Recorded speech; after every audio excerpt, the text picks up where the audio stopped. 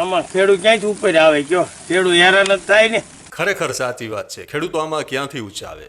આ દ્રશ્યો છે ગઢડા તાલુકાના ઉગામેડી ગામના, જ્યાં ખેડૂતે અહીંના એગ્રો સેન્ટર પરથી 25 થેલી એરડીનો ખોળ ખાતરની ખરીદી કરી, જેમાં ખેડૂતે ખેતરના પાકમાં 23 કિલો ખાતર તો નાખી દીધું અને જે 2 થેલી વધી તેને ડીપ દ્વારા નાખવાનું હતું. અને ખેડૂતે જેવું આ ખાતરને પાણીમાં પલાળ્યું અને પાપ સામે આવી ગયું. ખબર પડી કે આ ખાતરમાં તો મોટા પ્રમાણમાં રેતી ઉમેરેલી છે.